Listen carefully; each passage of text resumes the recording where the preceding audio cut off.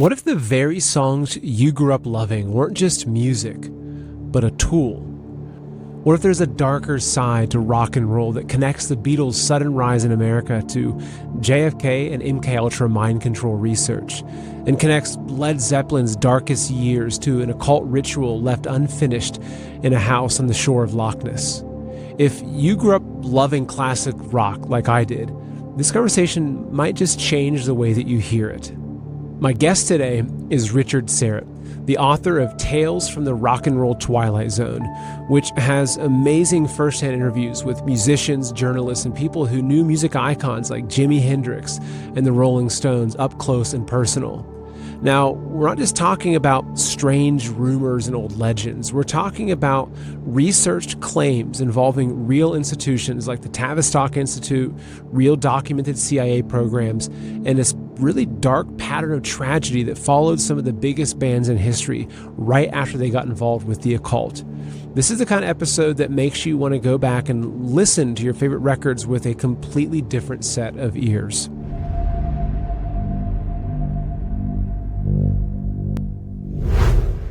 Welcome to Man in America, a voice of reason in a world gone mad. I'm your host, Seth Holhouse. This is my Hidden History series. It's a series where we go back into the documented record of this great nation and the whole world and ask the questions that somehow never made it into our history books. For each episode, we're going to take something that's hiding in plain sight, something you can look up. People and places, photos and records, things that you can see with your own eyes. And I'm not here to tell you what to think. I'm here to make sure that you've got the information that you need to think for yourself, because we know that we've been lied to about many things, and it's time to start asking the right questions. Now, before we start, please hit that like button. It really helps this information get to more people. And make sure you subscribe and share us with someone that you think might need to hear it. And also leave your thoughts in the comments. I love reading those. And remember, every episode is done as a podcast as well. So if you'd rather listen, just find us on your favorite podcast app. And if you're an Apple Podcasts, a quick review helps reach even more people. All right, let's get into this conversation now with Richard Syrett. Mr. Richard Syrett, it is great to have you on the show. And I am genuinely looking forward to getting into this discussion, because these are the kinds of topics that aren't just work for me. These are passion projects to understand the kind of stuff that you get to really focus on. So I'm really excited to have you here, and thanks for being here. My pleasure, Seth. It's great to meet you. So just kind of jumping right in, you just published this book right here. It's called The Rock and Roll Twilight Zone.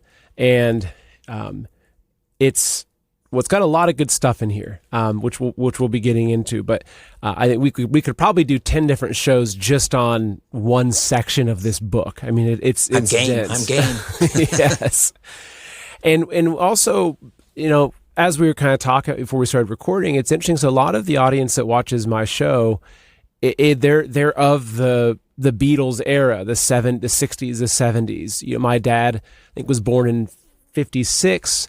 So I grew up around classic rock. You know, we had a record player and he had this huge record collection. So whether it was Pink Floyd or Zeppelin or Frank Zappa, you know, he always had these records cycling. And to this day, I've got this kind of sweet spot in my heart for, you know, the classic rock, you know, 60s and 70s rock. But I think that there's a lot of folks that see, especially post-COVID, that there is this very diabolical agenda, and that there is some sort of small group of people that are ill-intentioned, right? Just to put it very lightly. Yet they haven't made that connection to the massive social engineering and you could almost say satanic campaign that started in, you know, the 60s and the 70s through the music industry. And so I guess before we jump in, why don't you just give us a little bit of your background, and then we'll just kind of dive in and have some fun together. Well, I worked in radio my entire adult life. I began as a producer for talk radio up at a 50,000 watt blowtorch station in Toronto, CFRB. It's been on the air since 1927, and I learned from some of the great Canadian legendary broadcasters. In 2000, I got an opportunity to do my own show. So I've been hosting radio programs. I gravitated naturally towards unexplained mysteries, asking, you know, the big questions. which I think ultimately are the only ones that matter. Yes, we need to cover the federal budget and garbage strikes and all that, but there are people better qualified to do that. And it's just, my heart's not in that. I've always been interested in the big questions, pulling on threads, let's say. And did a television show back in 2011 for 5 seasons called The Conspiracy Show. We sold it internationally. In 2018, I created a podcast called The Rock and Roll Twilight Zone. I produced 40 episodes. It was kind of done documentary style. People have always been sort of on my case in a nice way to write a book. And so I thought maybe I ought to do something a little bit more with the podcast. And so I took 16 stories from the 40 that I produced, transcribed them, preserved all the interviews with the experts and the journalists and the musicians, people that knew Jimi Hendrix or that hung out with the members of the Rolling Stones and so forth, preserved those, but just kind of beefed up the narrative around the interviews, gave it more of a literary, cinematic style. And so that's Tales from the Rock and Roll Twilight Zone. So there we go. And so I guess let's start with, you could say, maybe the sacred cow of the people that were in the 60s and 70s kind of rock and roll movement, which was the Beatles. And, obviously I wasn't alive during that time. I was born in the 80s, but as far as I understand it, they kind of swept through the nation and almost overnight became this just cultural phenomenon, right? With young people lining up and packing concert halls and almost worshiping them. And it was this huge cultural shift that happened that felt probably organic. It probably felt like, wow, they're just so popular and I love them so much. And now they're on the radio and the records are everywhere and the concerts are getting sold out. But there seems to be much more behind that. And so I guess I'll hand it over to you and you can start where you want to. But I guess with the question being, what was the driver behind the Beatles' success and popularity in America? Well, I agree with you. They are a sacred cow, and I'm approaching this as a huge fan. I lived and breathed the Beatles. I discovered them a little bit later. When I was in high school in 1979, I think I bought my first Beatles album from Sam the Record Man in Toronto during a school field trip. So I totally understand how this is kind of a sensitive area. So let me say this. I don't think the Beatles were witting participants in this engineering, if you will. I always liken it to, if you go down into a subway or even on the street and you'll see these incredibly talented buskers, musicians, and maybe you ask yourself, as I do often, why isn't that person famous? They're so talented. They're so good. I've never seen someone, play the instrument the way they do. Why aren't they performing at Carnegie Hall? Or why don't they have a huge record deal? And then you see some people that do make it to the top and you ask yourself, why them? And not in every case, but in some cases, and I think perhaps with the Beatles and other members or other groups that were involved in the so-called British invasion. And I question whether it was a metaphor, the British invasion, or whether we should take it more literally, an actual British invasion that swept America in 1964. But the idea is, I think, in some cases, the machine, let's call it, gets behind a particular group. It could just be the record company or an A&R representative from EMI in the Beatles case, or it could even go a little bit further. So for many, many decades, I think we've come to understand that, let's call them the elites, and the elites can be individuals who have more money than God. They can be institutions, intelligence groups, think tanks like the Tavistock Institute. They've recognized that if you want to influence society, if you want to perhaps even manipulate or steer a particular cohort, let's say the youth, teenagers, what's more powerful, culture or politics? So they arrived at the answer, and it's culture. I mean, we can sit down and listen to a 3-hour speech delivered on the Senate floor by Chuck Schumer, and probably it's not going to do much for us. But a 3-minute pop song can have enormous influence. And look at what happened to the youth culture in America after the Beatles arrived in 1964. You can see almost a mirror image of the Beatles, let's say, cultural evolution or devolution, some might say. The length of their hair got longer, the clothes they wore, the way they started to question authority. The youth of America followed in almost lockstep with the Beatles, which begs the question, was this engineered? Was this by design? Again, not from the Beatles' perspective.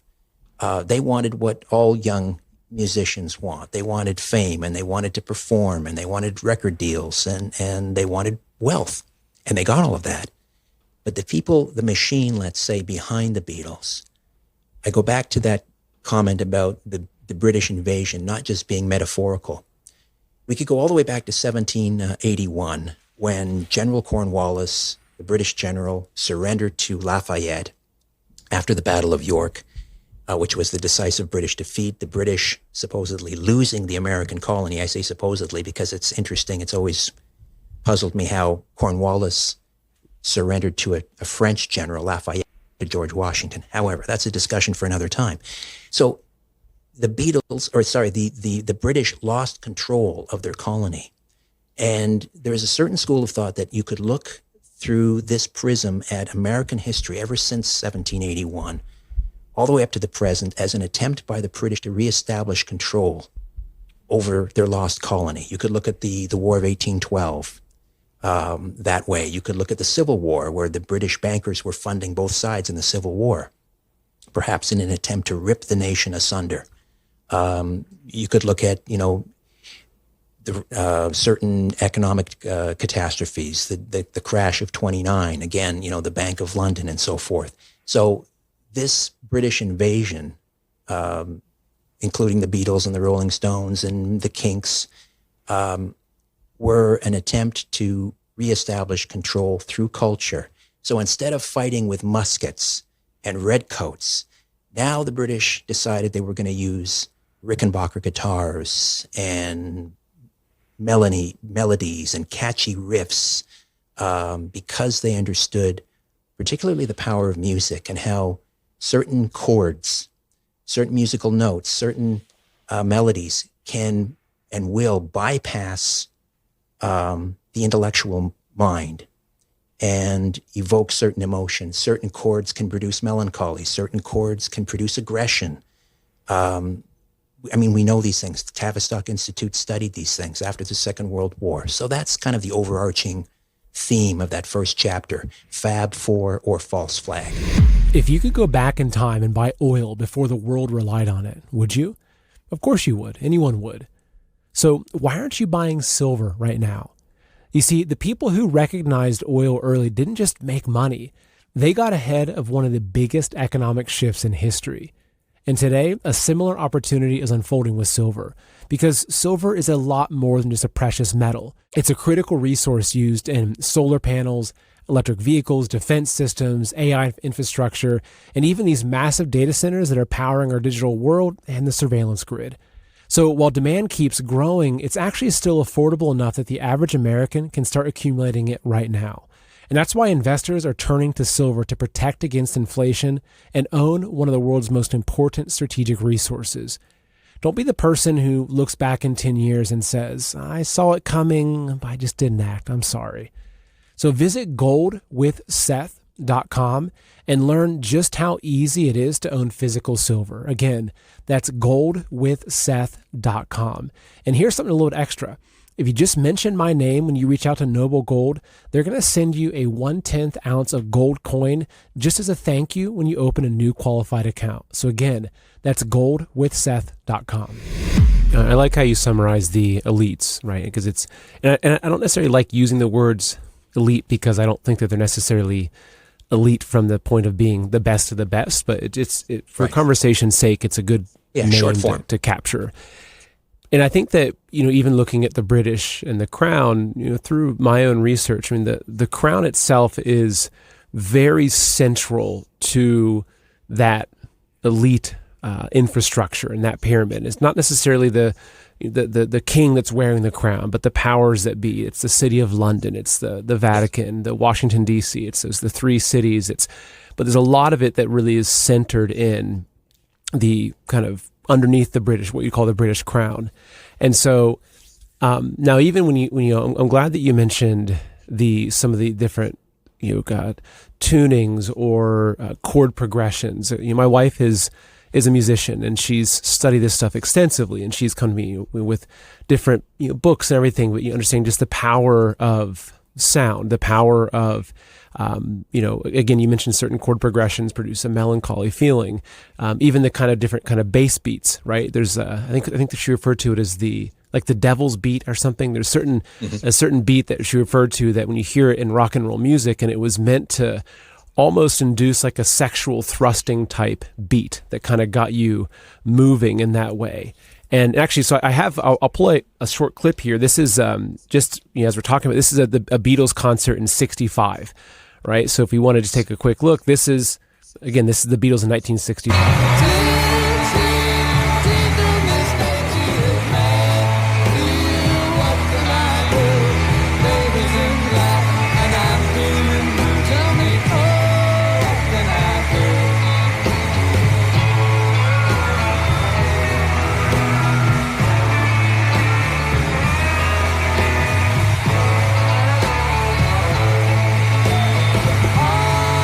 And so the reason why I wanted to play that, though, is that obviously to show them, but to show the crowd. And this is what you see. It's like looking at the early Elvis concerts where you'd have the whole row of these young girls that were probably raised very conservatively, as were the cultural values at that time, all of a sudden obsessed with the thrusting of this man's hips. Or you see in the Beatles concerts, you see this, these young girls that were probably very well controlled and well behaved.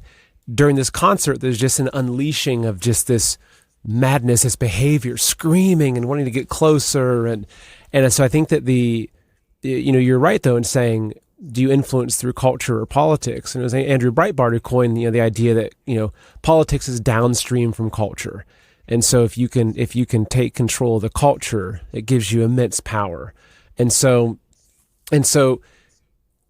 when you're looking at the Beatles, what are some indicators, or what are some piece of information that would indicate that the Tavistock Institute was involved, or that would kind of start to reveal some of these shadowy figures and agendas behind them? Right, and I should point out, there's no smoking gun document or photograph of some MI6 agent handing John Lennon a guitar and saying, "Here, go take back America." These are theories, and I think some of the researchers that I leaned on in that first chapter have some excellent ideas, including Nelson Thal, who is the last graduate student of Marshall McLuhan, the great media communications guru in Canada, of course, who coined the term "the media means the message." And Marshall McLuhan believed that the arts were controlled by secret societies. And we can substitute elites or MI6 or the Crown or the Tavistock Institute, if you will, for secret societies. But we do know the Tavistock Institute was founded shortly after the First World War, or perhaps towards the end of the First World War, and they were treating shell-shocked soldiers returning from the trenches. But after the Second World War, the Tavistock Institute kind of reframed their mission or their parameters, and instead of treating shell-shocked veterans or trying to heal, the psyche of an individual, they started looking at mass psychology and how to influence mass psychology or how to influence society. Like social engineering, right? Social engineering through advertising and through culture, popular culture, including music. And there's also some academics who came from the Frankfurt School.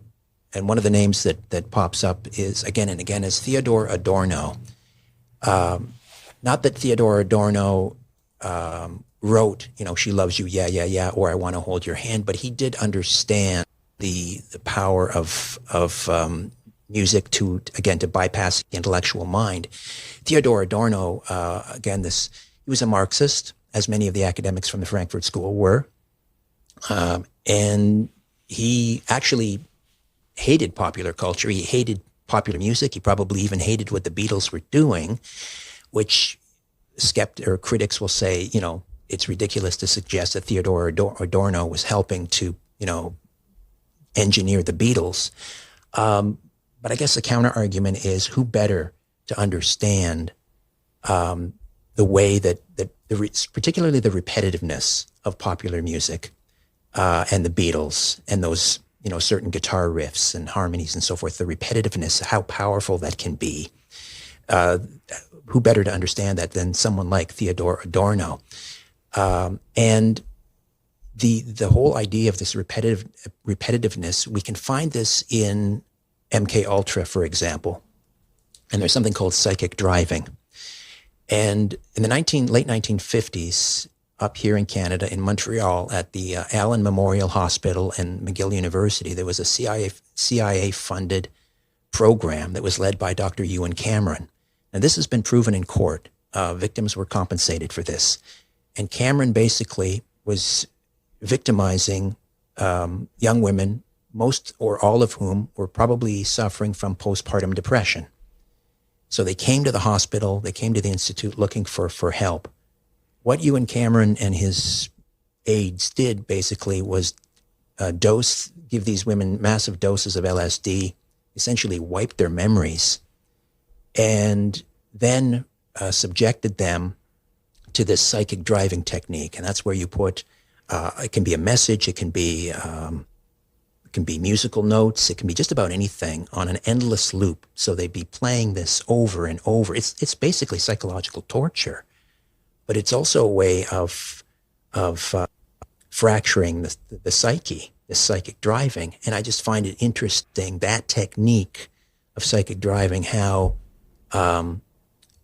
it seems almost as if that's been sort of repackaged, turned on its head, and offered up to society as popular music.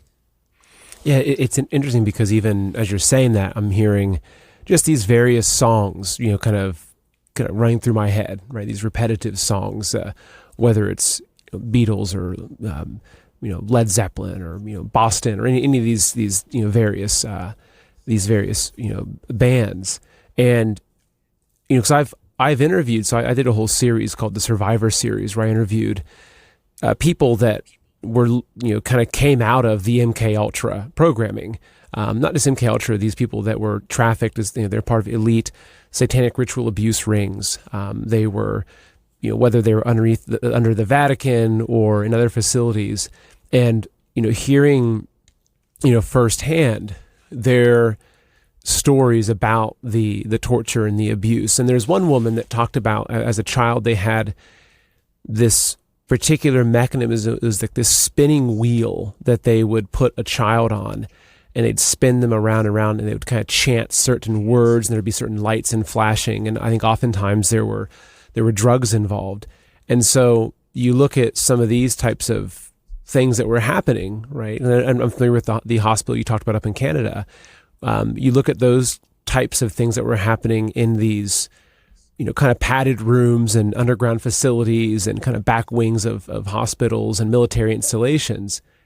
But then you also then look at the cultural phenomena of what happened, starting in the 60s, especially then with the introduction of LSD and the proliferation of the use of LSD in combination with these. And you go watch some of the earlier Pink Floyd concerts, and you look at the light shows, and everyone's all drugged out of their minds with the light shows. And Pink Floyd, I think, was a particular, they were one of my favorite bands growing up. I listen to them now as an adult, and you can see it's like, even just reading some of the lyrics, it's like, oh gosh, there's like, Comfortably Numb, for instance, like that's a very powerful psychological song, whether it's the guitar riffs, the sound to it, it's very powerful.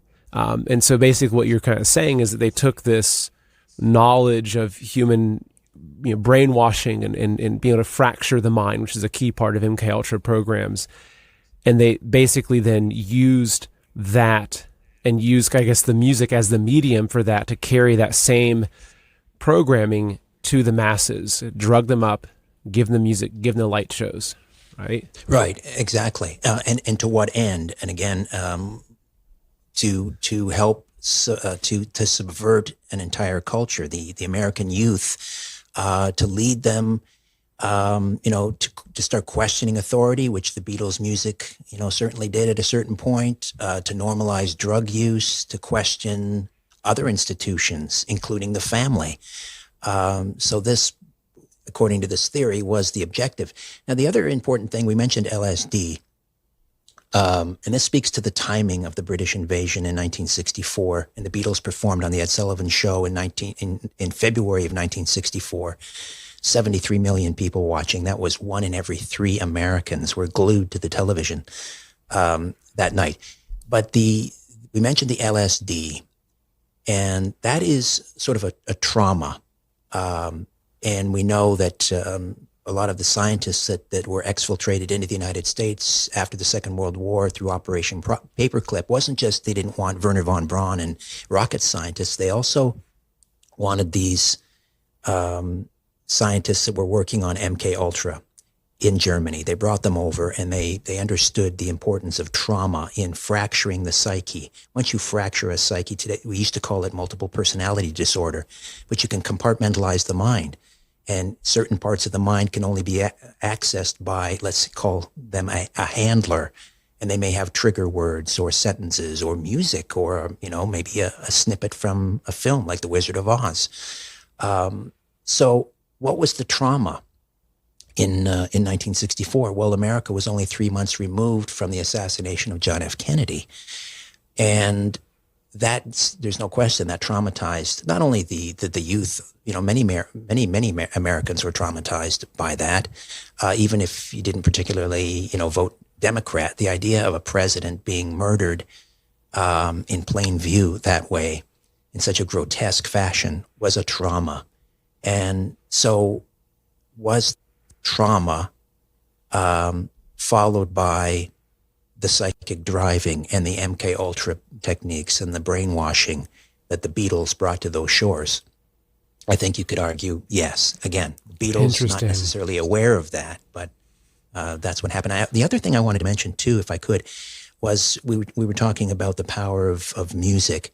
During the Second World War, the American survival during the war and national security was really dependent on industrial output.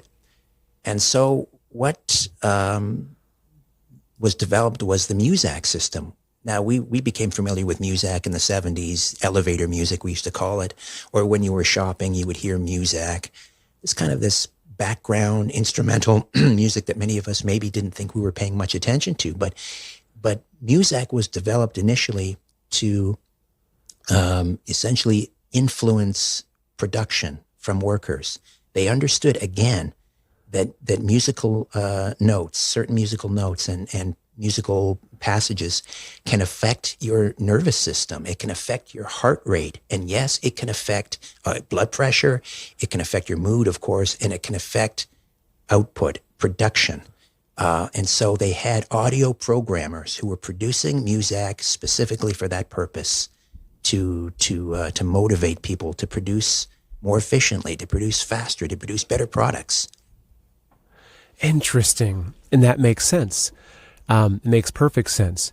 One thing I wanted to just say about JFK and the kind of the kickoff for that, when the Charlie Kirk assassination happened, and I watched that kind of post within the day or two following. Twitter has the ability to put a kind of cover on something that says graphic warning, to click it, right, to view it. If there's a fight that gets a little bit too violent, it's very common that you'll see that on Twitter, right? They have those filters. Yet on my feed on Twitter, over and over and over again, you witness just the blood splurting out of Charlie's neck. And for a lot of younger people, he was their JFK. I mean, he was the first kind of cultural icon that really spoke to them and really kind of hit them in a way that moved them. And you saw the response in his events that he did and everything. And so without getting into the ideas of who was behind it or what was going on, just purely looking at the actual effect of what happened, I looked at that as a mass trauma event, as really kind of the MK Ultra trauma event that was targeting the younger people, that many of them weren't alive when 9/11 happened. They didn't have that event. So it was like a generational trauma event. And that's how I view it. And personally, I think that it was intended to be that way. I think that was part of the planning of it, to create the specific effect on society. Seth, I think we're on the same page. Exactly. I think you could look at 9/11 the same. Some would go further and to suggest it was an occult ritual. Yeah. That mass trauma. And I mean, ever since 9/11, we have really been subjected to one mass trauma after another. Or you could go back even further. I mean, but JFK and certain researchers will even look at the architecture of Daley Plaza or 9/11 and overlay certain diagrams and so forth and say this was an occult ritual, and it's revealed by the architecture itself and the place of the victim and so forth. Even Charlie Kirk, if you look at the overhead views of the overhead views, I've seen the same thing. People are analyzing the architecture and the shapes and the geometry of where he was shot. Very similar. Right. I mean, this is fascinating, and I know we're not.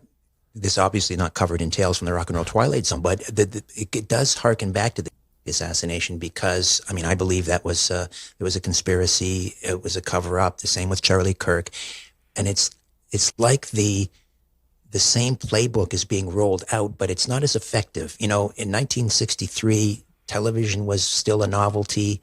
People believed more or less in authority.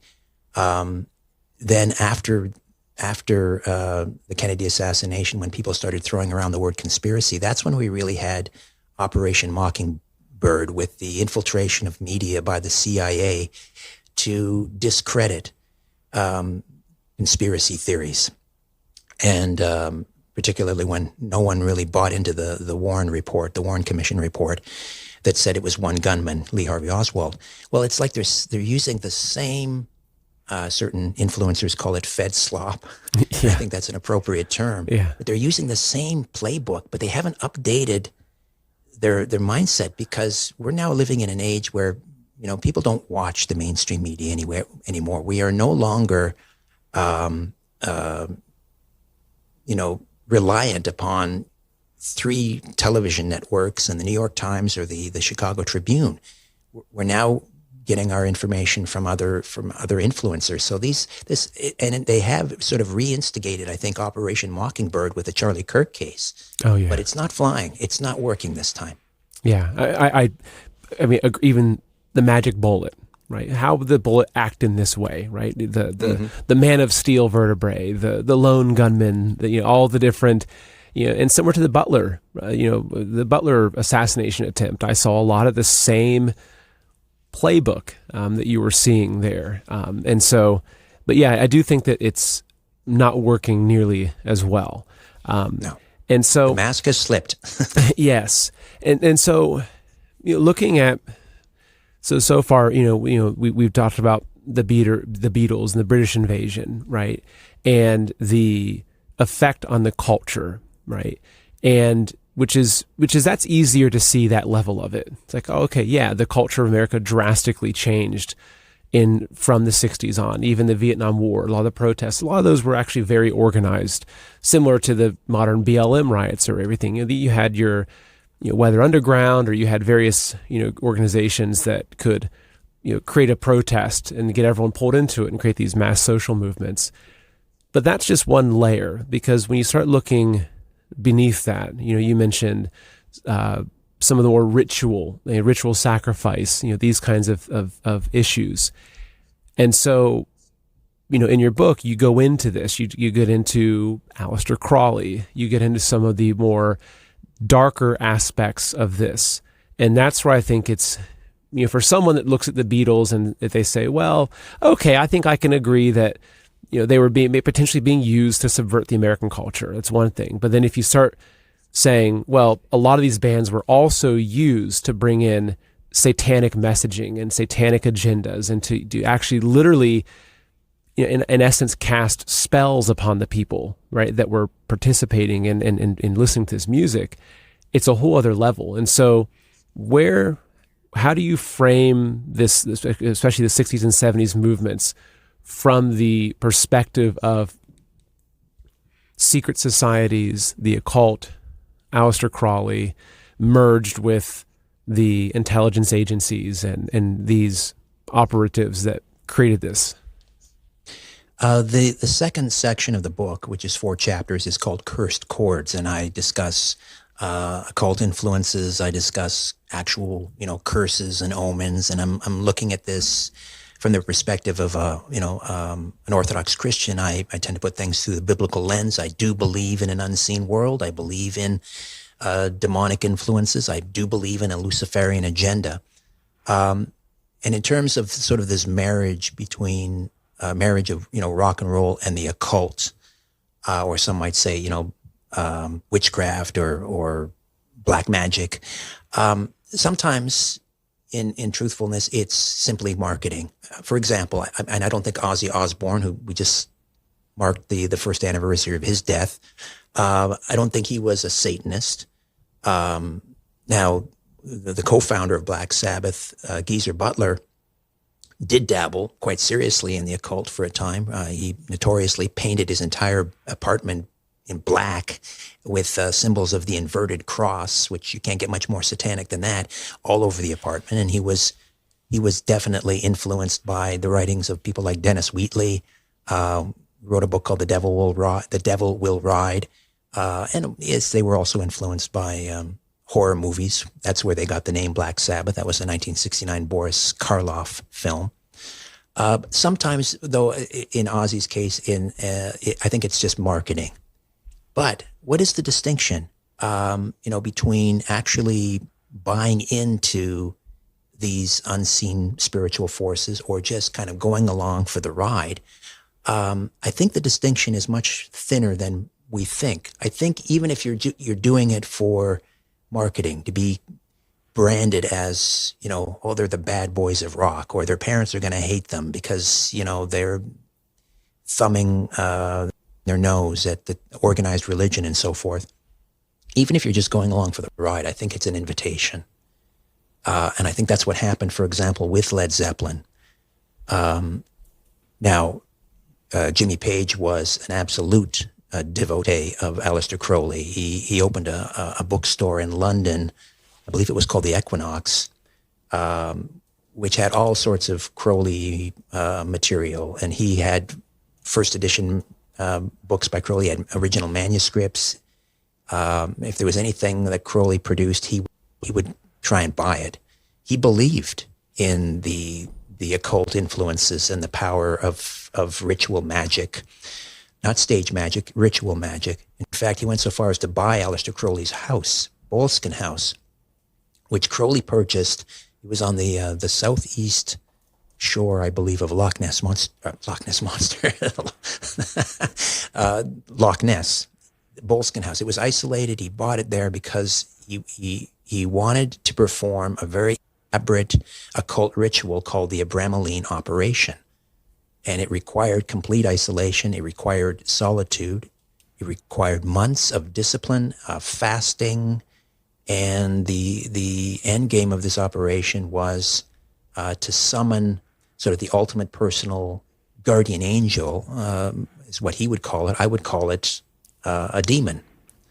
And here's Page at the house itself. I'm sorry? Oh, so I've got there's Jimmy Page, yes. Yep. Yeah, that's Boleskine House. Well, Aleister Crowley was in the midst of performing this operation, and part of it is before you summon the ultimate demon, if you will, there's a series of steps where you summon, I think initially it's 3 lower demons, and then 6, and then 9, and then 12. So he was working his way through this, and he was supposed to bind them, these demons, each time. He suddenly gets called away to Paris. And according to the legend, if you will, he didn't properly bind these spirits, and he left.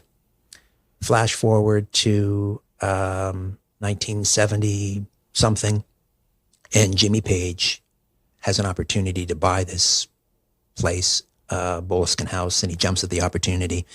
Now, I should point out that during Crowley's time there at Boleskine House, all sorts of strange things started happening. There were gardeners who worked on the property, one in particular, who was at most a teetotaler. Suddenly he became a raging alcoholic, and he, I believe he killed his wife, stabbed his wife. There were a number of other tragedies. There was a local butcher in town who, upon receiving a note from Aleister Crowley, took a meat cleaver and deliberately chopped off his own hand. It's a fairly lengthy list of misfortune and tragedy that took place at that house. So Jimmy Page had he hired an agent or a manager for the home while he was on the road touring with Led Zeppelin, and this individual also reported strange goings on at the house. These massive chairs, massive wooden, they were almost thrones in the dining hall, would suddenly, in the middle of the night, sort of rearrange themselves or be stacked one up on top of the other. Very weird things happening. At some point, Jimmy Page allegedly summoned the other members of the band, John Bonham, of course, Robert Plant. John Paul Jones took a pass, apparently. He decided he didn't want to get involved in this, but they performed another ritual. And each of the members of the band either were assigned or were invited to create their own sigil, kind of an occult, if you will. And you can see those on Led Zeppelin 3. In fact, none of the members of the band, I don't think even the name Led Zeppelin appears anywhere on the record, but the sigils for each member of the band are there. And the other members of the band didn't necessarily believe they had any power. John Paul Jones clearly didn't want anything to do with it, but Jimmy Page believed in the power of these sigils. He also embossed on the vinyl. So this is it right here, right? Is that, yes. I believe that's Led Zeppelin 3. Yes. Yeah, and somewhere on there, perhaps on the inside, it's Led Zeppelin 4. I thought it was Led Zeppelin 3, but somewhere you'll see the sigils. Okay. On the cover of Tales from the Rock and Roll Twilight Zone, I've got kind of a collage of images, and I've got a Led Zeppelin, or not a Led Zeppelin, a Zeppelin or a Zephyr with their sigils, or is it it's a pentagram that I've put on there. Anyway, on the vinyl itself, there's a famous saying from Aleister Crowley: "Do what thou will." So actually, I think this is them right here, right? Are these the sigils? Yeah. Zoso is Jimmy Page. That's his sigil. No one really quite knows what Zoso means. Some believe it's a demon, the name of a demon. Let me see. I believe the three interlocking circles, that might be John Bonham. The feather, I believe, is Robert Plant, and the one in the upper right hand corner, that I believe is John Paul Jones. I might have that wrong, but anyway, those are their four sigils that were said to carry occult or ritual magic power. And the motive behind this was, to ensure that Led Zeppelin would achieve, maximum success. Well, what happened a short time later is a series of misfortunes and tragedies beset the band, including, of course, Robert Plant on vacation in Greece. He and his family are involved in a near fatal car accident. Robert Plant was injured. It took him a while to recover. I believe he was confined to a wheelchair for a period of time. Then, of course, a short while later, while they're on tour, Robert Plant's young son, Carrick, suddenly becomes ill and dies shortly thereafter. Horrible. He was 3 or 4 years old, maybe 5. Jimmy Page descends into, spirals downwards into heroin addiction. Several members of the sort of the entourage die in car accidents, fall downstairs. John Bonham, of course, in 1980, early 1980, drinks himself to death, sadly. And that, of course, completely unravels the band. So for those who don't believe in an unseen world, who don't believe in curses or ritual magic, I suppose they could look at that as just a series of coincidences. I don't look at the world that way. It's almost like you could make sense of it. And I'm not a practicing warlock, or, I don't know much about these things, right? But in my limited, understanding, there's always an exchange that happens. It's not just these other entities, demons or Satan or Lucifer will just say, okay, I'm going to make you famous and go have a great life. It's always an exchange, which I think it's very common. You see a lot of celebrities or people that their, say, firstborn child had a mysterious death. Right? There's a lot of different people where people have speculated, like, oh, was that a sacrifice to get that level of power? And these are stories as old as time. These are throughout the Bible or throughout historical legend and myth. You have these exact same stories of you must make the ultimate sacrifice to gain the ultimate. And so it looking at that series of accidents that happened, it makes you wonder if, well, it's like you gotta pay the piper, right? If you want the fame, you want the success, it's gonna cost you. Right, the Faustian bargain, as you say. We've been writing about that. Well, let's see, Philip Marlowe, I think, wrote about Faust in the 1540s. Goethe, of course, and I think we've been seeing it play out. Well, certainly before Faustian bargain, but it's been part of the public consciousness, I would say, for at least 500 years. And I think we continue to see it out.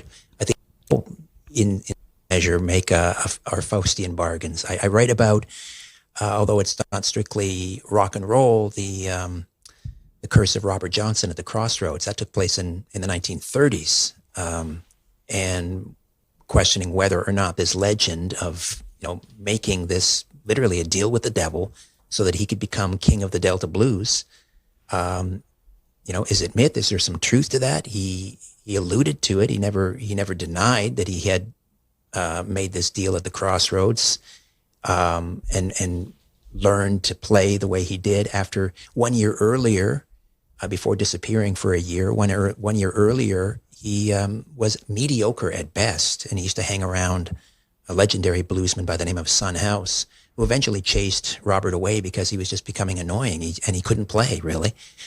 He disappears. A year later, he reemerges as this magnificent virtuoso, and Son House immediately came to the conclusion, this guy, there's no other explanation. He must have made a deal with the devil. If you look at the lyrics to this, even, this is for Crossroads, right? Yes. Early this morning, when you knocked upon my door, when you knocked upon my door, and I said, hello, Satan, I believe it's time to go. Me and the devil was walking side by side. Me and the devil, we was walking side by side, and I'm going to beat my woman until I get satisfied. She said, you don't see why that I would dog her around. Now, baby, you ain't do me right, don't you? She said, you don't see why. That I would be a dog around her. It must be that old evil spirit so deep in the ground. It says, you may bury my body down by the highway side. Baby, I don't care where you bury my body when I'm dead and gone. You may bury my body, down by the highway side, so my old evil spirit can get a greyhound bus and ride. I mean, it's, and that's the thing, is that if you're looking, this stuff is all out in the open, right? Whether it's something about, like they have to disclose this stuff, right? They're kind of some sort of cosmic or law that they're forced to kind of show people what they're doing. But you can see, and even there, I remember there was an interview, I think it was with Bob Dylan. Remember the interview where he was kind of alluding to the fact that he sold his soul to the devil, right? Yes.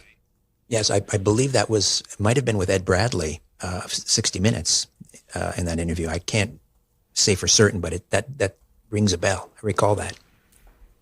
Actually, I'm gonna pull that up real quick, because I think it's worth watching. I'm just in awe of the way that you're able to pull up these pieces of media and insert them so seamlessly. Oh, well, my wife, she got tired of being my live producer. And so she said, I'm going to set it up for you so you can do it yourself. So I've got, in my studio, I've got maybe 15 different monitors all around. I've got 5 different computers that all join together. And I've got all these little kind of little buttons I can press that are pre-programmed. So it's kind of like Very impressive. The one-man band. Very impressive. Actually, yeah, here, this is it right here. I'll play this real quick. This is, it's about 30 seconds. Oops, here we go. So this is it right here. This is the interview with Bob Dylan on, I think 60 Minutes, he said. Why do you still do it? Why are you still out here? Well, it goes back to the destiny thing. I mean, I made a bargain with it, a long time ago, and I'm holding up my end. What was your bargain? To get where I am now. Should I ask who you made the bargain with? with the chief commander. On this earth? And on this earth, and then in the world we can't see. I mean, there you go. I mean, you could say maybe if he was early in his career, as you mentioned with Ozzy Osbourne, maybe it was some sort of marketing thing, but he's well into, at that time of his interview, he's very late in his career. There's no incentive for him to create some new marketing spin. And you could see how he even responded to that when the guy was asking, wait, well, who with? And he's, the chief commander, right? It's, so. Yeah, who rules this earth? We know it's Satan. Yeah. And you have to wonder why, he's still out there. He's 85 now, I believe, 85 years old, and still performing like Bob Dylan's never-ending tour. Like, why is he doing that? Is it because once he stops and he passes on, the debt must be collected, perhaps? Yeah, I've heard theories like that, right? That when he stops doing it, his life is over, basically. Like that's the condition. And so, when you look at this, you could say demonic influence within music, you mentioned, how in many ways that the music, it affects you at a very deep level. It affects you at a cellular level. I mean, it's a very visceral thing that you can feel, but there's also the subliminal nature to it as well. And that's a whole other aspect of it, which, it's kind of like if you want to quit smoking and you're listening to the audio, the tape recording at night, and you fall asleep to it. If you get into hypnosis or these things, that there's multiple parts to even to your mind and my mind, right? We have the subconscious, and we have these drivers that are driving a lot of our actions that we're not aware of. Yet there is a way. I imagine the Tavistock Institute has done extensive research into this, as has MK Ultra, intelligence agencies and whatnot, that there are ways to influence people subliminally, right? And so when you get into, say, some of the Zeppelin songs, you play them backwards and you have these other messages, or you hear these things within the songs. What do you have to say about that? What's your research shown you about some of the subliminal messaging within this kind of music? Well, I would say most of the power of music in terms of influencing happens at the subconscious level. The conscious mind is, the tip of the iceberg. It's what lies beneath, obviously, that these elites, let's call them, or secret societies, if you're more comfortable with that, or some might say the Illuminati, that's what they're interested in, what lies beneath, and how do we manipulate that? There's a chapter in the first segment, or the first section of the book, on the Beatles enigma. It's about the Paul is dead legend, which continues to have legs 60 years later. And this started, before the age of social media, decades before the internet, decades before social media, and yet it took off like a wildfire. That Paul McCartney was killed in a car crash in November of 1966, replaced by a body double, and then the Beatles proceeded to leave breadcrumbs on their album covers, like Sgt. Pepper, which is laid out like a funereal scene, Abbey Road, but also with backward masking. And the couple of examples Strawberry Fields. If you play a certain section of that backwards, if you don't know your stylus, your needle, you might hear John Lennon say, "I buried Paul." Yes, the world is getting crazier every day. We know that. Every time you check the news, another crisis. So you can't control what happens out there. You should know that by now, but you can control how you prepare for it. You can make sure no matter what happens, you have the basics covered in each one of these disasters that could reach your doorsteps. Things like having food to eat when the shelves are empty. That's a big one. So when it comes to food security, My Patriot Supply is a great option out there for you. Very affordable. They've helped millions of Americans get prepared. They've got over 90,000 five-star reviews. Right now, you can get their best-selling 3-month emergency food supply for $100 off. They rarely do deals like this. To check it out, if you want to stock up, just get a 3-month supply. Highly recommend having it at least a month. Honestly, at least get to a month. 3 months is great. If you want to check it out, go to Prepare with MIA, Made in America. So preparewithmia.com. The food kit gives you about 2,000 calories a day, lasts up to 25 years. And again, it's $100 off. So preparewithmia.com and go get yours right now. In another song, I believe is it Revolution 9, we hear Paul saying, or John Lennon say, let me see, what was it? Oh, turn me on, dead man. I think I have that right. Maybe it's the inverse. Turn me on, dead man. I buried Paul. Lennon later said, I didn't say I buried Paul. I was saying cranberry sauce. Yeah, right.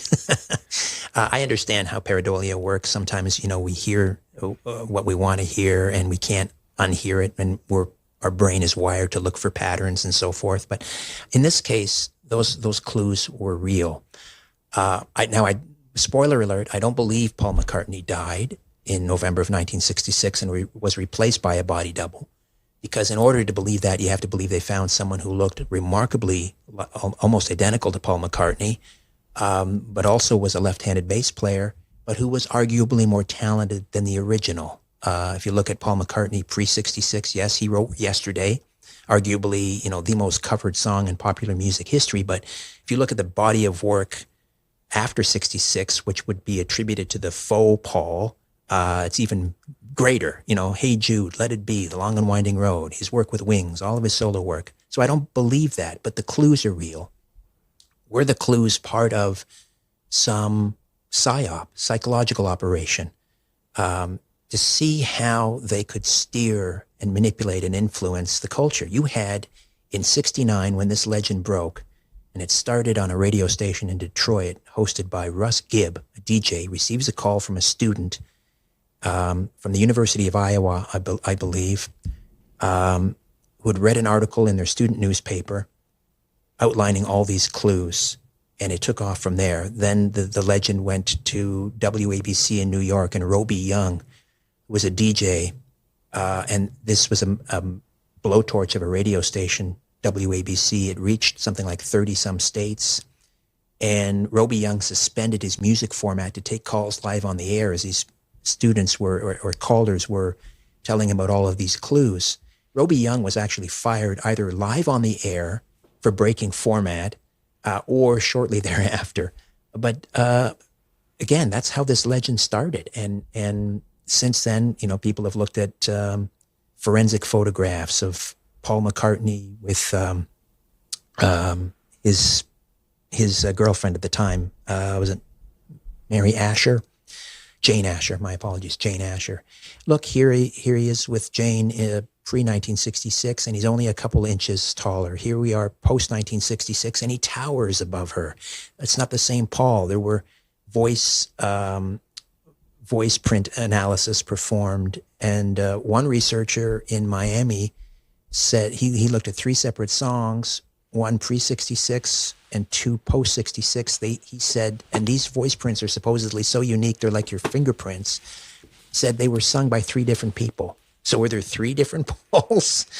But these clues are real. The backward masking, the messaging was real.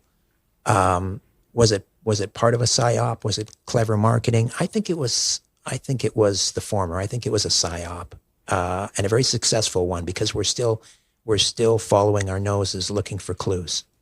Well, I mean, and it, when you start looking at this from the framing of these institutions at MK Ultra, maybe they did kill him what that meant was that they killed the part of his mind that was him, and they put someone, they had a different entity or personality that they put in there. As we know that even, I remember, back in college I was fascinated with multiple personality disorder, where you can have multiple personalities. That you could have one personality that, say, drinks a fifth of vodka and gets just unbelievably drunk. The next personality is not drunk. You'll have one personality that's allergic to bees. The other personality is not allergic to bees. And I remember reading all these different studies on this and thinking, this is really fascinating, because this really, it kind of breaks a lot of the conventional ideas of how the body and how the mind work, that, or one personality can speak a fluent, not just a fluent language, but a fluent language that's been gone for 1,000 years, that the other personality can come in and speak. So one personality is an expert marksman and can fly yes, a Bell helicopter, but the other ones have no knowledge of that. Exactly. You're absolutely right. And so, but I want to get into the idea of the deaths, right? And this is another thing that you see. And there's a lot of different ideas, right? About, okay, like the 27 Club, were these people, sacrificed? We have, Jimi Hendrix, Janis Joplin, Kurt Cobain, Jim Morrison. You have this extensive amount of people that just died. Now, you could also say that being a rock star is a high risk profession, and that you're exposed to incredible amounts of drugs and things that might lead to early death. And so I'm sure some just got, they did an 8-ball of coke and then they shot up some heroin and they never woke up, right? But there's a lot of other really suspicious stuff. And I've heard, ideas that, look at Britney Spears as an example, that, around mid-20s or so is when a lot of the programming starts kind of breaking down. And so that's why they start kind of acting more, they start acting a little more crazy, because a lot of their MK Ultra stuff is starting to just open up a little bit, or they're having more things coming back, maybe more memories of what happened when they were younger. And then they have to be killed because of it. But when you look at this, because I know you have a whole chapter, or a whole section of your book getting into Hendrix and Cobain and some of these other deaths, how do you make sense of that? That section of the book, pardon me, section 3 is called Killer Chords, Darkest Secrets of Rock's Fallen Stars. And I reopen these cases. In the Jimi Hendrix case, we have a controlling manager by the name of Mike Jeffrey, who was in the British Intelligence Corps. He was an assassin. He was a killer. He served in the Suez Crisis in 1956. He was intimidating. So he was involved and still had, no doubt, contacts. You know what they say, like with the CIA, once CIA, always CIA. I think it's the same with MI6 or MI5 or whatever group he was with. That's unclear. But he also employed what I would consider to be sort of MK Ultra type techniques in managing his cash cow, Jimi Hendrix. He would physically exhaust Jimmy. If you look at his touring schedule, they really made no sense. They weren't done in a logistical, geographical manner. He had him crisscrossing the country, one show on the East Coast, one show on the West Coast. Then it's just crazy when you look at it. And then you begin to understand what he was doing. He was wearing him down psychologically, emotionally, physically. And he realized, Jimi Hendrix realized, that this was what was happening. Those people close to him, and I interviewed Juma Sultan. Juma Sultan was a percussionist. He played the congas in Jimmy's band at Woodstock. By this time, the Jimi Hendrix Experience was no more. Noel Redding and Mitch and his drummer Mitch, now a senior moment, had left the band, and it was Jimi Hendrix, Juma Sultan, Billy Cox, and some others, and they were called Gypsy Sun and Rainbows. That's the band that performed at Woodstock when he did the Star Spangled Banner. Juma Sultan told me, him and his friends, they sat down with Jimmy and said, why do you hang around Mike Jeffrey? He's no good for you. He's trying to push us out, and he's stealing from you, and he's trying to run you into the ground. So Jimmy was considering canceling I think he'd made up his mind. He was not going to renew his contract with Mike Jeffrey. Mike Jeffrey understood that. And Mike Jeffrey also took out a life insurance policy on his client, Jimi Hendrix, worth a lot of money, and which takes us to September 18th at the Samarkand Hotel in Notting Hill, a very posh neighborhood in London, where Jimmy was staying with his girlfriend at the time, Monica Danneman. He had just performed at the Isle of Wight Music Festival, and after that, what turned out to be his final performance in Germany at a music festival. And Monica Danneman wakes up very early in the morning of September 18th, finds Jimi Hendrix unresponsive. She maintains that he took 9 barbiturates to help him sleep, supposedly, and then washed it down with an enormous amount of red wine. And the interesting thing about Monica Danneman is her timeline and her testimony changes repeatedly over the years, really up until her death. But according to an ambulance attendant, after they received the call from Monica Danneman, they arrived at the Samarkand Hotel, went into the apartment. There was nobody there except for Jimi Hendrix, who was unresponsive and on the bed. And it appeared he had asphyxiated on his own vomit from barbiturate poisoning. They took him to St. Mary Abbott's Hospital in London. The attending physician, Dr. John Bannister, tried to revive him for about 30 minutes to no avail. Again, he noted the vomit. Apparently he had asphyxiated. But he also noticed the red wine was in Jimmy's hair. It was in his clothes. His clothes were soaked in red wine. And it was in his lungs. It wasn't in his stomach. It wasn't in his blood. It was in his lungs. And he commented at the time and for years after, his immediate impression was, and he didn't even know who Jimi Hendrix was at the time, this person had been drowned in red wine.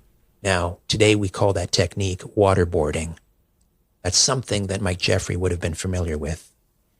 And so Mike Jeffrey cashed his life insurance policy on Jimmy, as did the record company, of course. But that's typical for a record company to have a life insurance policy on one of their artists. And he paid off his debts, Mike Jeffrey did, to the mob, and they were considerable. Interesting. Almost as if you could imagine someone maybe holding him down, forcing a handful of pills into his mouth, yes. Kind of holding, pouring wine into there. So you've got no choice but to start. Yeah. And why did Monica Danneman just get up and leave? Yeah. She later said, I went out for a pack of smokes. Did she leave the door unlocked so that the would-be assassins could enter quietly? Perhaps. It's like it's Hotel California. You can enter, but you can never leave, right? Yeah. And how would you cover something like that up? You would probably need the help of some intelligence institutions, and Mike Jeffrey certainly had those. In fact, I believe it was in January, February, early 1970, Jimi Hendrix came to perform here in Toronto and landed at the airport, and the airport security found drug paraphernalia in his suitcase. Now, Jimmy supposedly had been clean for some time at this point. He turned in astonishment to his then girlfriend, Kathy Etchingham, and said, "Come on, this isn't mine. I don't use anymore." And she agreed. She insisted this wasn't Jimmy's. He was facing a 20-year jail term. 1970 here in Canada, we didn't look at drug use the same way. Now it's pretty well legal to use on the street and in children's playgrounds. But back then, it was a serious offense. In comes Mike Jeffrey, like a knight on a shining armor, and springs Jimi Hendrix. He gets him off, or at least he claimed credit for it. Again, was that his connections in the intelligence group? But what it allowed Mike Jeffrey to do was to say to Jimmy, "See, without me, you're nowhere. You're going to be like a lamb thrown into the lion's den. You need me to rescue you." He also staged a kidnapping. Jimi Hendrix was in New York. He got lured. This was before he was clean. He got lured away from the club with promises of the best heroin or cocaine that you can find. He ended up being kidnapped and held in an apartment somewhere. They called, supposedly, Mike Jeffrey demanding a huge ransom. Mike Jeffrey called his fixer in New Jersey and told him to bring his mob friends from New Jersey. Curiously, Mike Jeffrey knew exactly where Jimi Hendrix was being held. They send in their goons from New Jersey, free Jimi Hendrix, and Mike Jeffrey again comes in like the hero. You see, I saved you again. You can't survive without me. This is almost, again, like MK Ultra type programming. It reminds you of the Count of Monte Cristo. Same storyline, right? Capturing the boy and then freeing him. And so when you mention intelligence, so I listened to the audiobook probably 6 months ago of Weird Scenes Inside the Canyon by David McGowan, right, about Laurel Canyon. And he spent a good amount of time in that book just like methodically documenting all of these various kind of musical superstars and how a large majority of them came from military families, intelligence families. It was an overwhelming number of people where it was just one after another. It's like, okay, yeah, this guy, his father was this director at some intelligence agency out of Langley. This was this. And it was really interesting because it made you think. And then you get into Frank Zappa and you get into Laurel Canyon and there's a lot of strange stuff that went on there, including ritual sacrifices and murders and all kinds of stuff. But then it almost paints the picture that almost that entire movement was basically some sort of military operation. Military, you say military, it's military plus the agencies, which I think they're kind of incestuous as you get towards the top of them, right? When you start looking at such more secretive programs. How do you kind of piece that all together? Yeah, I think you could look at the whole counter-revolution and the hippie movement as, once again, being engineered. Maybe it didn't start off that way, but we see this time and time again through history. Even flash forward to the Islamic Revolution in Iran in 1979. That revolution was not intended necessarily to end up with a theocracy, but the Ayatollah Khomeini, who was living in exile near the end of his exile in France, suddenly comes swooping in, possibly with MI6 and CIA help and funding, and he subverts that revolution and takes it over. And I think the same thing happened with the hippie movement and the counterculture. It may start off as this organic, peace and love and let's smoke weed and free love and all of this. But again, the intelligence groups, the elites, they're paying attention to these things, and they're figuring out what can we glom onto, what can we subvert, what can we infiltrate, and I just think history is replete with examples like this. Remember that LSD was legal up until I think it was 1966. And, Timothy Leary was advocating for the use of, this professor at Harvard University, no less. Well, if it's good enough for Timothy Leary, then we might as well do it. And Ken Kesey, who wrote One Flew Over the Cuckoo's Nest and was a member of the Merry Pranksters, and their band was, originally the Warlocks. It was the Grateful Dead, and their Kool-Aid acid tests, their LSD parties. Come and take LSD and listen to the music and it's peace and love. Well, Ken Kesey was a student at Stanford University and was involved in LSD experiments. And he wrote Electric Kool-Aid Acid Test, right? That was Tom Wolfe. Oh, okay. Who wrote that? Was Ken Kesey? Was he Fear and Loathing? No, that was. Hunter S. Thompson. You're Ken right. Kesey Okay. Yes. Ken Kesey was One Flew Over the Cuckoo's Nest. Oh, okay. I've got all my my 60s drug authors a little bit mixed up. That's okay. So yeah, to answer your question, I think that's what happens. That's just the way. I think that's the way the world works. And I don't know when it began exactly, but that's where we're at now. Yeah. I mean, even if you look at, for example, we mentioned Charlie Kirk earlier, and on these influencers that are on YouTube and Rumble, and they have their podcasts, and they were supposed to be, the counter, the response to the mainstream media, and they weren't going to toe the official narrative line. Well, now a certain portion of them are, because, as is often the case, the powers that be, they look around, they say, who has influence, who has power? Let's buy them, let's subvert them, and let's make them work for us. Yeah. I saw the same thing happening. You have these people that were the same people that were saying, wow, I think George Floyd's a psyop. Look at this guy's connections to X, Y, and Z. They look at the Butler assassination. There's something going on here. They've really built an entire platform on questioning the government. Yet when it comes to this, they're just almost instantly believe the official FBI story. There was a lone gunman. Everything else is just a conspiracy to spit on his wife. And, it was kind of crazy for me, right? And yes, even without saying, jumping to conclusions, saying, oh, it was this person that did it, and this is the conspiracy behind it, at least being able to say, okay, objectively, I'm seeing a lot of the same patterns that we've seen in these types of psyops before. And so let's just not jump to conclusions, but you saw instantly that people just basically staring into the screen for their podcast saying, trust the government, or just obey, right? And it was, and it kind of, for me, it kind of knocked a lot of people off the wall for me. It's like, okay, I now see that these 35 people, whatever, I can no longer trust what they say because they've shown their hand. That was just my own assessment of it.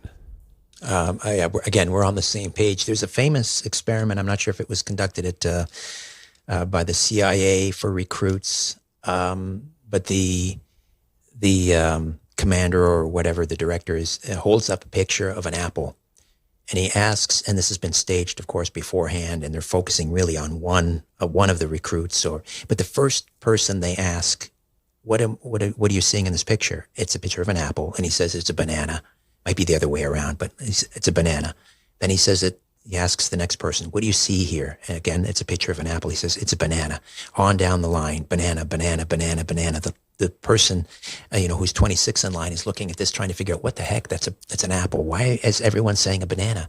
But everybody's saying banana. When it comes to him and his time, he's asked, what do you see in this picture?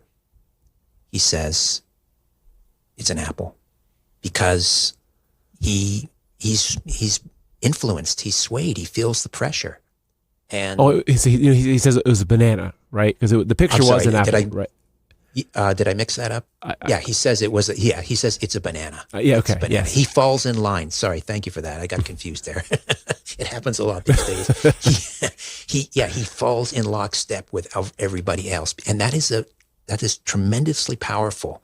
We call it peer pressure today, I guess, but it goes deeper than that. It's very psychological. This needing to belong and to conform. It's almost innate. There was a similar experiment that I was recently talking about with my wife where they did the same thing, but it was with lines, I think. They had made 5 lines, but one line was obviously longer. And I think it was the same thing in looking at the social conformity. And I feel like, probably it's why I'm an independent, kind of podcaster now, because I feel like I'd be the one saying, you guys are a bunch of idiots. Like, what's wrong with you? Like, that's an apple. But then I'd probably would have been, they would take me out back and shot me or something, right? If it was the CIA. Well, and there's a price to pay for not conforming. Yeah. It may not be as overt as being killed. Maybe it means you're going to work the overnight show instead of drive home. Yeah.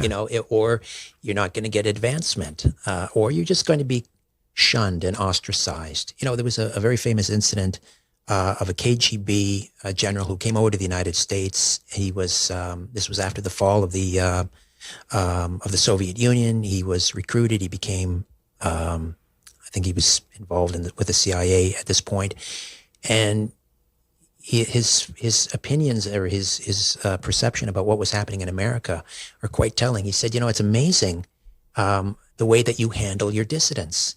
In the Soviet Union, we would just throw them in a gulag and they'd never be seen again. Here, you don't use gulags. You just discredit them and you ostracize them. I think your system is far more effective. Interesting. Yeah, or your YouTube channel gets no reach, right? Some of these, it's the same. Yeah, me as well, right? And so, yeah, that's how they control the narrative.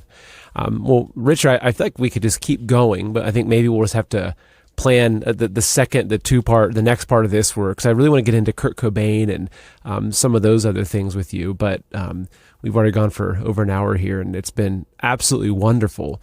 I want to pull up your website for people, which is, let me see, it is right here. So the URL for the book is therockandrolltwilightzone.com. It's now available. I've got my copy right here, which I've started reading, and it's very, very well written, and not just like structurally and research wise, but you're very almost poetic in how you write things. You use a lot of very descriptive words that pull you in. So it's not just it's not like reading Committee of 300. Which is also an important book. I appreciate that. I appreciate that. Thank you. And there's also at the rockandrolltwilightzone.com, there are some sample chapters or parts of sample chapters you can read if you want to get a sense of the writing style and so forth. Chapter 1 and chapter 6. Oh, yeah, there's your about both of those.